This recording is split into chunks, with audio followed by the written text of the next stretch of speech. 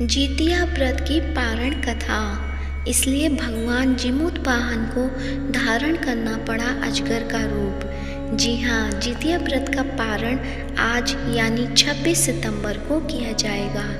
पारण करने के लिए महिलाओं को ताजी बने घर के भोजन करना चाहिए। व्रत के पारण को लेकर एक पौराणिक कथा प्रचलित है, जिसमें व्रत करने वाली मालिन बासी भोजन से व्रत का पारण कर लेती है और इस वजह से उसका बेटा मर जाता है। तो आइए सुनते हैं जितिया व्रत की पारण कथा।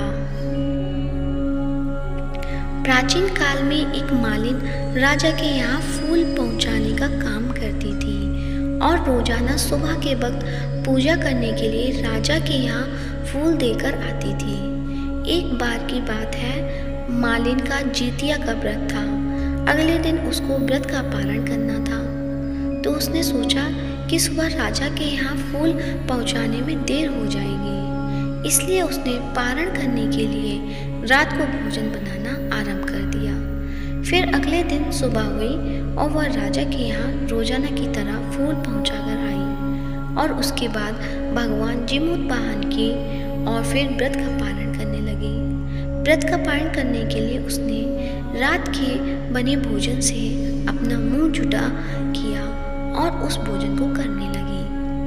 भगवान अपने स्थान पर बैठकर अपनी दिव्य दृष्टि से यह देख रहे थे कि मालिन वह बासी भोजन से व्रत का पारण कर रही थी।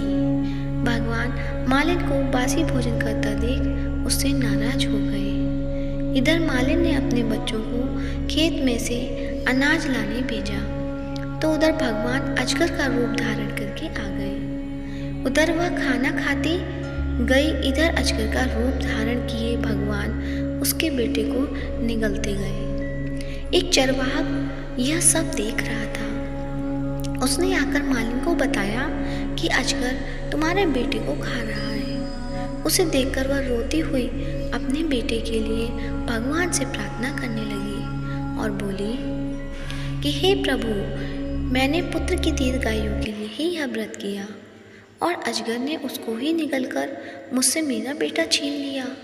तब एक आकाशवाणी हुई और अजगर का रूप धरने वाले मैं भगवान जिमूतवाहन ने कहा कि तुमने व्रत का पारण करने में बासी भोजन का प्रयोग किया है, इसलिए तुम्हारे साथ यह सब हुआ है। शास्त्रों और मान्यताओं में बताया गया है कि इस व्रत को बेहद नियम के साथ विधि पूर्वक करना चाहिए। साथ ही व्रती को व्रत के दौरान खाना बनाने से बचना चाहिए। किसी प्रकार की चूक होने पर उसको अपनी संतान का वियोग सहना पड़ सकता है। भगवान जिमूतवाहन ने उसको आश्वासन देते हुए कहा कि अब अगले साल तुझको यह व्रत फिर से विधि पूर्वक करना होगा और व्रत की पूजा में बच्चे को पहनाने वाली करधनी रखनी होगी और व्रत को पूर्ण करके अपने बेटे को यह करधनी पहनाई जाती है। अगले साल जब उस मालिन ने विधि विधान से व्रत किया तो भगवान जिमूतवाहन ने सकुशल उसके बेटे को वापस लौटा दिया। इसलिए इस व्रत को करने वाली व्रतियों को इस बात का ध्यान रखना चाहिए कि व्रत पूरा होने के बाद भूलकर भी बासी खाने को मुंह में नहीं डालना चाहिए और शुद्ध साफ तरीके से विधि पूर्वक व्रत के नियमों का पालन करना चाहिए। तो ये थी